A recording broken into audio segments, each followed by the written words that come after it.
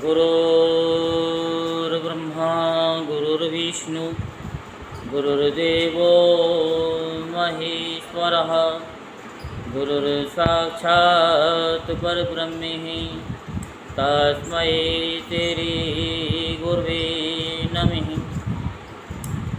ओं गजाननं भूतगणादिसेवितं कपितजम्बुफलचारुभक्षणं उमासुतं शोकविनाशकारिकं नमामि विघ्नेश्वरपादपङ्कजम्।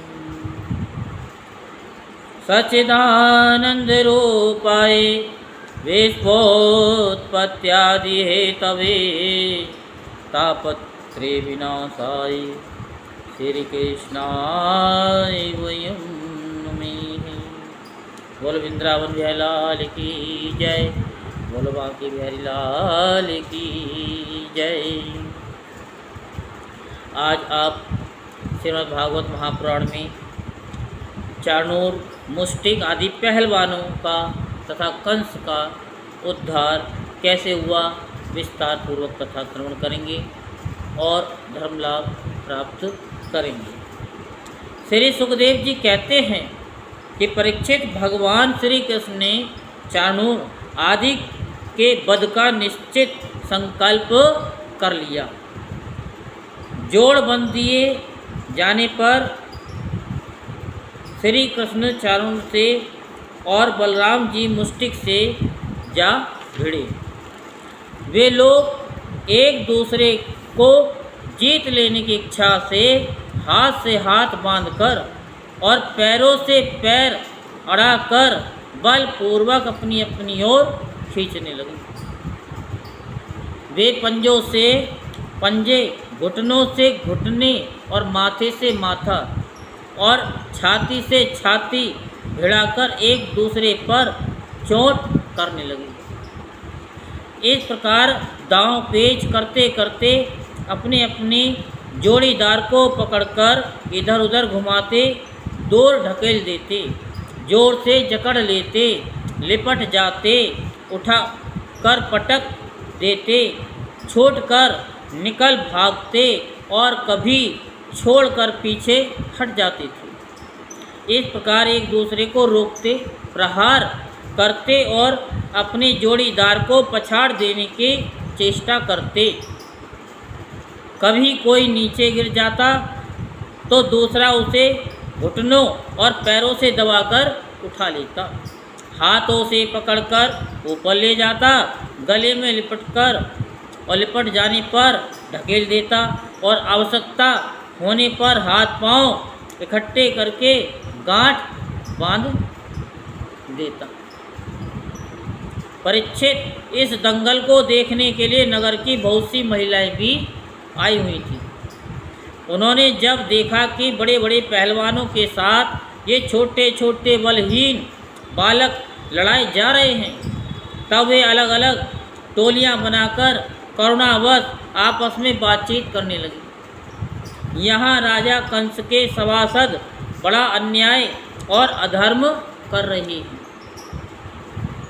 कितने दुख की बात है कि राजा के सामने ही ये बली पहलवानों और निर्मल बालकों के युद्ध का अनुमोदन करते हैं।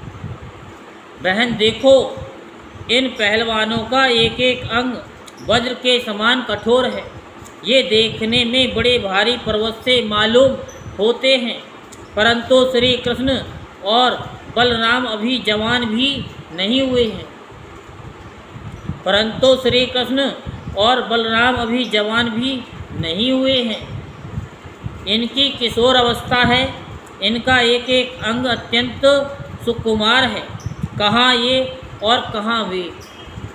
जितने लोग यहाँ इकट्ठे हुए हैं, देख रहे हैं, उन्हें अवश्य अवश्य धर्मोल्लंघन का पाप लगेगा।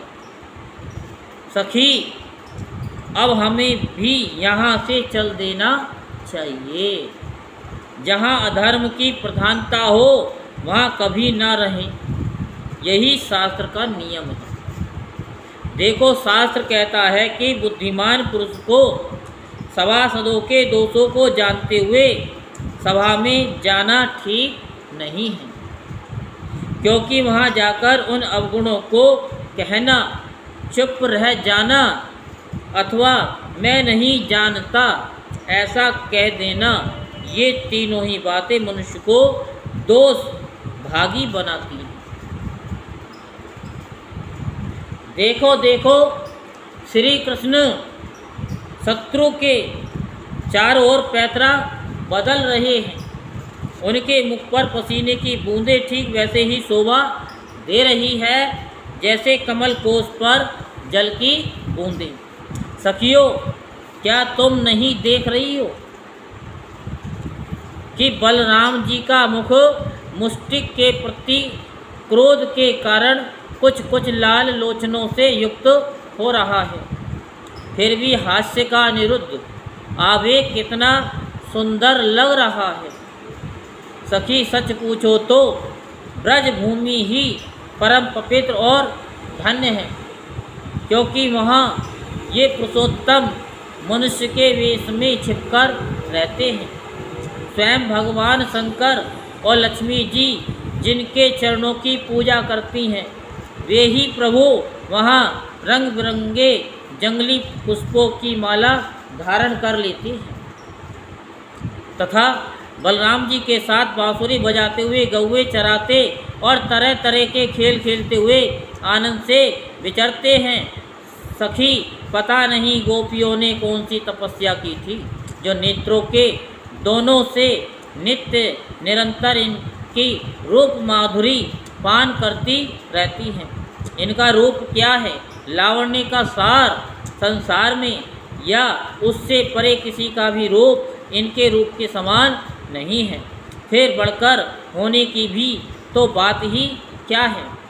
सो भी किसी के संवारने सजाने से नहीं, गहने कपड़े से भी नहीं, बल्कि स्वयं सिद्ध है। इस रूप को देखते देखते तृप्ति भी नहीं होती, क्योंकि ये प्रतिक्षण नया होता जाता है, नित्य नूतन है। समग्र या सौंदर्य और ऐश्वर्य इसी के आश्रित है सखियों, परंतु इसका दर्शन तो औरों के लिए बड़ा ही दुर्लभ है। वह तो गोपियों के ही भाग्य में बदा है सखियों। ब्रज की गोपियाँ धन्य हैं। निरंतर श्री कृष्ण में ही चित्त लगा रहने के कारण प्रेम भरे हृदय से आंसुओं के कारण गदगद कंठ से वे इन्हीं की लीलाओं का गान करती रहती हैं। वे दूध धोते, दही मथते, धान कूटते, घर लीपते, बालकों को झूला झुलाते, रोते हुए बालकों को चुप कराते, उन्हें नहलाते धुलाते, घरों को झाड़ते बुआरते, कहाँ तक कहीं सारे काम काज करते समय श्री कृष्ण के गुणों के गान में ही मस्त रहती है। कितनी तड़पन है श्री कृष्ण भगवान। तो ये श्री कृष्ण जब प्रातःकाल गौओं को चराने के लिए ब्रज में वन में जाते हैं और सायकाल उन्हें लेकर ब्रज में लौटते हैं, तब बड़े मधुर स्वर से बांसुरी बजाते हैं। उन्हीं की टेर सुनकर गोपियाँ घर का सारा कामकाज छोड़कर झटपट रास्ते में दौड़ आती हैं और श्री कृष्ण का मंद मंद मुस्कान एवं दया भरी चितवन से युक्त मुख कमल निहार निहार कर निहाल होती हैं। सचमुच गोपियाँ ही परम पुण्यवती है। भरतवन शिरोमणि जिस समय पूर्वासनी स्त्रियां इस प्रकार बातें कर रही थीं, उसी समय योगेश्वर भगवान श्री कृष्ण ने मन ही मन शत्रु को मार डालने का निश्चय किया। स्त्रियों की ये भयपूर्ण बातें माता पिता देवकी वसुदेव भी सुन रहे थे। स्त्रियां जहाँ बातें कर रही थीं, वहाँ से निकट ही वसुदेव देवकी कैद में थे और वो सब बातें सुन रही थी। वे पुत्र स्नेह व शोक से विहल हो गए। उनके हृदय में बड़ी जलन, बड़ी पीड़ा होने लगी, क्योंकि वे अपने पुत्रों के बल वीर्य को नहीं जानते थे। भगवान श्री कृष्ण और उनसे भिड़ने वाला चाणूर दोनों ही भिन्न भिन्न प्रकार के दाव पेच का प्रयोग करते हुए परस्पर जिस प्रकार लड़ रहे थे, वैसे ही बलराम जी और मुष्टिक भी भिड़े हुए थे। भगवान के अंग प्रत्यंग वज्र से भी कठोर हो रहे थे। उनकी रगड़ से चाणूर की रग रग ढीली पड़ गई। बार बार उसे ऐसा मालूम हो रहा था मानो उसके शरीर के सारे बंधन टूट रहे हैं। उसे बड़ी गलानी, बड़ी व्यथा हुई। अब वह अत्यंत क्रोधित होकर बाज की तरह झपटा और दोनों हाथों के घूंसे बांधकर उसने भगवान श्री कृष्ण की छाती पर प्रहार किया, परंतु उसके प्रहार से भगवान तनिक भी विचलित न हुए। जैसे फूलों के गजरे की मार से गजराज, उन्होंने चाणूर की दोनों भुजाएं पकड़ लीं और उसे अंतरिक्ष में बड़े वेग से कई बार घुमा घुमा कर धरती पर दे मारा। परीक्षित चाणूर के प्राण तो घुमाने के समय ही निकल गए थे। उसकी वेशभूषा अस्त व्यस्त हो गई, केश और मालाएं बिखर गईं। वह इंद्रध्वज, इंद्र की पूजा के लिए खड़े किए गए बड़े झंडे के समान गिर पड़ा। इसी प्रकार मुष्टिक ने भी पहले बलराम जी को एक घूंसा मारा। इस पर बलि बलराम जी ने उसे बड़े जोर से एक तमाचा जड़ दिया। तमाचा लगने से वह कांप उठा और आंधी से उखड़े हुए वृक्ष के समान अत्यंत व्यथित और अंत में प्राणहीन होकर खून उगलता हुआ पृथ्वी पर गिर पड़ा। हे राजन, इसके बाद योद्धाओं में श्रेष्ठ भगवान श्री बलराम जी ने अपने सामने आते ही कूट नामक पहलवान को खेल खेल में ही बाएं हाथ के घूंसे से उपेक्षा पूर्वक मार डाला। उसी समय भगवान श्री कृष्ण ने पैर की ठोकर से सलाका यानी सल का सिर धड़ से अलग कर दिया और तोसल को तिनके की तरह चीरकर दो टुकड़े कर दिए। इस प्रकार दोनों धराशायी हो गए। जब चाणूर, मुष्टिक, कूट, सल और तोसल ये पांचों पहलवान मर चुके, तब जो बच रहे थे वे अपने प्राण बचाने के लिए स्वयं वहाँ से भाग खड़े हुए। उनके भाग जाने पर भगवान श्री कृष्ण और बलराम जी अपने समवयस्क ग्वाल वालों को खींच खींच कर उनके साथ भिड़ने और नाच नाच कर भेरी ध्वनि के साथ अपने नूपुरों की झंकार को मिलाकर मल्ल क्रीड़ा, कुश्ती के खेल करने लगे। भगवान श्री कृष्ण और बलराम जी की इस अद्भुत लीला को देखकर सभी दर्शकों को बड़ा आनंद हुआ। श्रेष्ठ ब्राह्मण और साधु पुरुष धन्य हैं, धन्य हैं, इस प्रकार कहकर प्रशंसा करने लगे। परंतु कंस को इससे बड़ा दुख हुआ। वह और भी भिड़ गया। जब उसके प्रधान पहलवान मार डाले गए और बचे हुए सब के सब भाग गए, तब भोजराज कंस ने अपने बाजे गाजे बंद कर दिए। अपने सेवकों को यह आज्ञा दी, अरे वसुदेव के इस दुष्चरित लड़कों को नगर से बाहर निकाल दो, गोपों का सारा धन छीन लो और दुर्बुद्धि नंद को कैद कर लो। वसुदेव भी बड़ा कुबुद्धि और दुष्ट है, उसे शीघ्र मार डालो। और उग्रसेन मेरा पिता होने पर भी अपने अनुयायियों के साथ शत्रुओं से मिला हुआ है, इसलिए उसे भी जीता मत छोड़ो। कंस इस प्रकार बढ़ कर के बकवास कर रहा था कि अविनाशी श्री कृष्ण कुपित होकर फुर्ती से वेगपूर्वक उछलकर लीला से ही उसके ऊंचे मंच पर जा चढ़े। जब मनस्वी कंस ने देखा कि मेरे मृत्यु रूप भगवान श्री कृष्ण सामने आ गए हैं, तब वह सहसा अपने सिंहासन से उठ खड़ा हुआ और हाथ में ढाल तथा तलवार उठा ली। हाथ में तलवार लेकर वे चोट करने का अवसर ढूंढता हुआ पैतरा बदलने लगा। आकाश में उड़ते हुए बाज के समान वह कभी दाईं ओर जाता तो कभी बाईं ओर, परंतु भगवान का प्रचंड तेज अत्यंत दुस्सह है। जैसे गरुड़ सांप को पकड़ लेते वैसे ही भगवान ने बलपूर्वक उसे पकड़ लिया। इसी समय कंस का मुकुट गिर गया और भगवान ने उसके केस पकड़कर उसे भी उस ऊंचे मंच से रणभूमि में गिरा दिया। फिर परम स्वतंत्र और सारे विश्व के आश्रय भगवान श्री कृष्ण उनके ऊपर स्वयं कूद पड़े। उनके कूदते ही कंस की मृत्यु हो गई। सबके देखते देखते भगवान श्री